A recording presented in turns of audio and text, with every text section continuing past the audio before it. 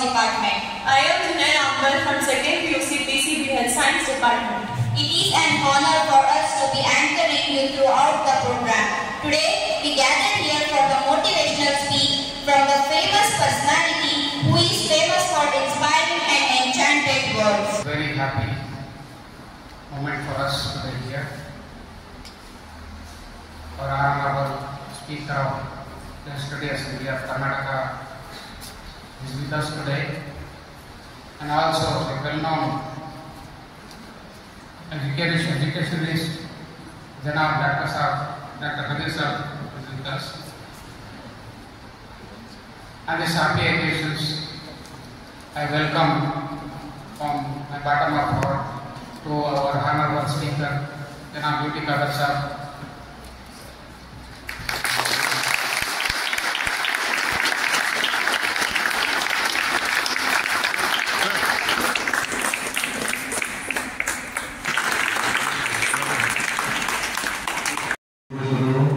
Global science ಕಾಲೇಜಿನ managing director ಅಂತ mister Afsar Sharif ಅವರೇ, ಈ ಕಾರ್ಯಕ್ರಮದ ಗಣ್ಯ ಅತಿಥಿಗಳಿರುವಂತಹ ನಮಗೆ ಅತ್ಯಂತ ಗೌರವಿತರು, ಶಾಹಿ ಶಿಕ್ಷಣ ಸಂಸ್ಥೆಯ ಸ್ಥಾಪಕ ಅಧ್ಯಕ್ಷರು ಮತ್ತು ಶೈಕ್ಷಣಿಕ ಕ್ಷೇತ್ರದಲ್ಲಿ ದೊಡ್ಡ ಮಟ್ಟದ ಒಂದು ಇನ್ಸ್ಪಿರೇಷನ್ ಆಗಿರುವಂತಹ ಡಾಕ್ಟರ್ ಅಬ್ದುಲ್ ಖಾದರ್ ಸಾಹೇಬ್ ಅವರೇ, ಈಗ ನಾನು ಉದ್ದೇಶ ಮಾತಾಡುವಂತಹ ಜಿಲ್ಲಾ ಶಿಕ್ಷಣ ಉಪನಿರೀಕ್ಷಕರಾಗಿರುವಂತಹ ಬಾಲಗುರುಮೂರ್ತಿರವರೇ, ವೇದಿಕೆ ಮೇಲೆ ಉಪಸ್ಥಿತರುವಂತಹ ಸಾಯಿ ಸಂಸ್ಥೆಯ ಸಿಇಒ ಆಗಿರುವಂತಹ ತೌಸೀಫ್ ಮಡಿಕೇರಿಯವರೇ, ಈ ಕಾಲೇಜಿನ ಪ್ರಾಂಶುಪಾಲರಾದಂತಹ ಮೊಹಮ್ಮದ್ ಅನ್ವರ್ ಅವರೇ ಮತ್ತು ಪ್ರಾಧ್ಯಾಪಕ ಮತ್ತು ಸಿಬ್ಬಂದಿ ವರ್ಗದವರೇ, ಪ್ರೀತಿಯ ವಿದ್ಯಾರ್ಥಿಗಳೇ, ಮಾಧ್ಯಮದ ಸಹೋದರರೇ ಮತ್ತು ನಿಮ್ಮೆಲ್ಲರ ದೇಶಗಳೇ, all can understand Kannada? Who can't understand? No problem. For completing study Kannada.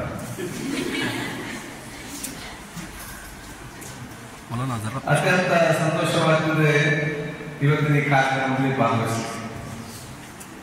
ತುಮಕೂರಿನಲ್ಲಿ ಬೇರೊಂದು ವಿದ್ಯಾರ್ಥಿಗಳ ಕಾನ್ಫರೆನ್ಸ್ ಕಾರ್ಯಕ್ರಮ ಬರಬೇಕಾದ ಸಂದರ್ಭದಲ್ಲಿ ನನಗೆ ಈ ಸಂಸ್ಥೆಯ ಮಾಲಕ ಸರ್ ಅಫ್ಸರ್ ಶರೀಫ್ ಅವರು ಫೋನ್ ಮಾಡಿ, ನಮ್ಮಲ್ಲಿ ಶಾಹಿ ಗ್ಲೋಬಲ್ ಕಾಲೇಜ್ ಇದೆ, ಇಲ್ಲಿಗೆ ನಾವು ಬರಬೇಕು, 3 ದಿನ ನಾವು ಭೇಟಿಯಾಗಿದ್ದೇವೆ ಮತ್ತು ಅದ್ರ ಜೊತೆಗೆ ನಮ್ಮ ಬೀದರಿಂದ ಕಾಲೇಜ್ ಸಾಹೇಬ್ ಬರಬಾರ್ದು ಅಂತ ಹೇಳಿದಾಗ ನಾನು ಕೂಡ ಒಪ್ಪಿದ್ದೆ. ಯಾಕಂದ್ರೆ ಹೇಳಿದ್ರೆ ಬಹುಶಃ ಕಾಲೇಜ್ ಸಾಹೇಬ್ ಅವರು ಕರ್ನಾಟಕ ರಾಜ್ಯ ಮಾತ್ರಲ್ಲ, ರಾಷ್ಟ್ರ ಮಟ್ಟದಲ್ಲಿ ಶೈಕ್ಷಣಿಕ ಪ್ರೇರಣೆಗೆ ದೊಡ್ಡ ಮಟ್ಟದ ಶಕ್ತಿ ಅಂತ ಹೇಳಲಿಕ್ಕೆ ನಾನು ಇವತ್ತು ಬಯಸುವಂಥದ್ದು. ಕರ್ನಾಟಕದ ಜನತೆ ಪರವಾಗಿ ಬಹುಶಃ ಕಾಲೇಜ್ ಸಾಹೇಬ್ ಅವರು ಎಲ್ಲರ ಪರವಾಗಿ ಅಭಿನಂದನೆ ಶುಭಾಶಯ ಇವತ್ತು ಸಲ್ಲಿಸ್ತೇನೆ.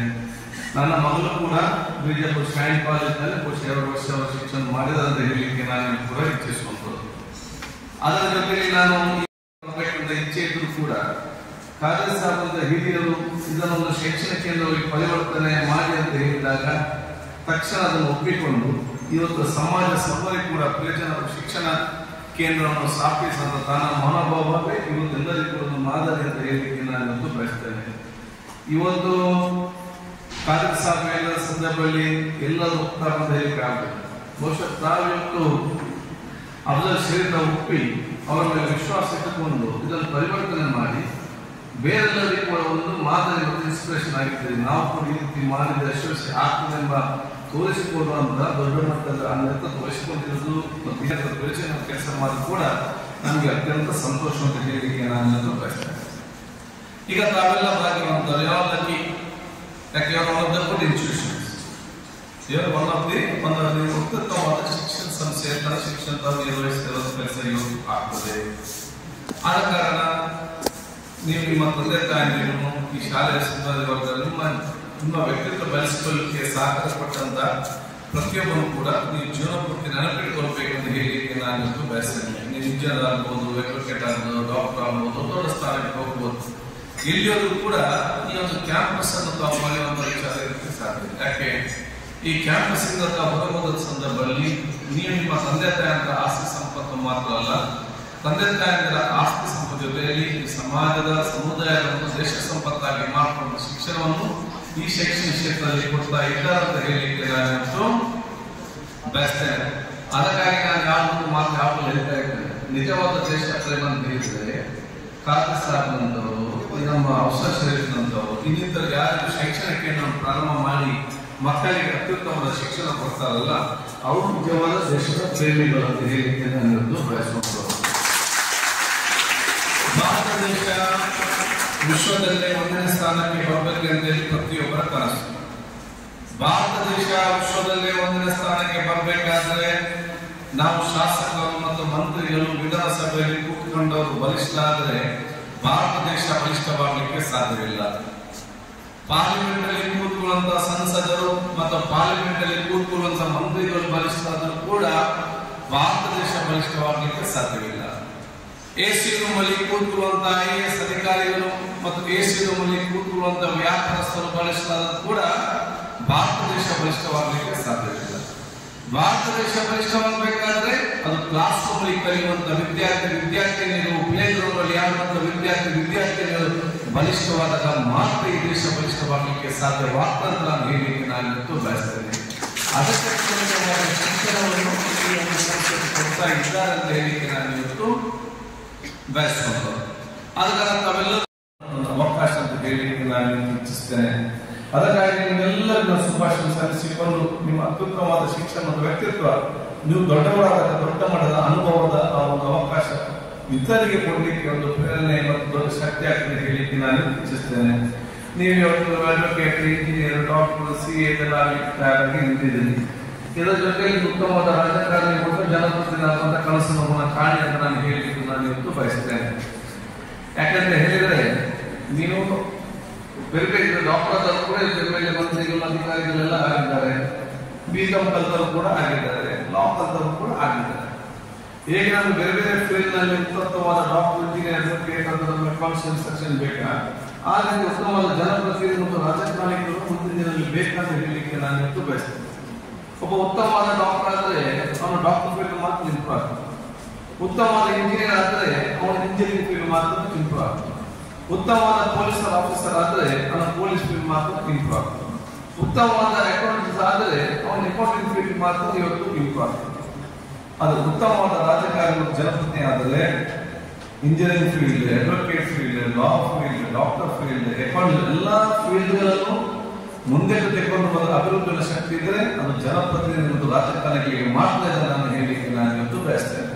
ಅಂತ ನೇತೃತ್ವ ಸ್ಮರಿಸುವ ಜನಸಾಮಾನ್ಯಕ್ಕೂ ನಮಗೆ ಅತಿ ಅಗತ್ಯ ಹೇಳಲಿಕ್ಕೆ ನಾನು ಇವತ್ತು ಬಯಸುವಂಥದ್ದು. ಒಂದು ಅದರ ಬೇರೆ ಗಂಡಸರು ಮಾತಾಡಲಿಕ್ಕೆ ಹೆಂಗಸರಲ್ಲ ಆಲೋಚನೆ ಮಾಡಿ ಯಾರು ಕೂಡ ಇವಾಗ ಮಹಿಳೆಯರಿಗೆ ಬೇರೆ ಅವಕಾಶ ಇದೆ, ಅಲ್ಲಿ ನಾವು ಮುಂದೆ ನಿಲ್ಲುವಂತ ಒಂದು ದೊಡ್ಡ ಮಟ್ಟದ ಆತ್ಮವಿಶ್ವಾಸ ನಮಗೆಲ್ಲರಿಗೂ ಕೂಡ ಬರಬೇಕು. ನಾನು ಯಾವಾಗ ಹೇಳ್ತೇನೆ ಗರ್ಲ್ಸ್ ಆರ್ ಬಾರ್ನ್ ಲೀಡರ್ಸ್ ಅಂತೆ, ಬಹುಶಃ ಹುಡುಗಿಯರು ಹುಟ್ಟುವಾಗಲೇ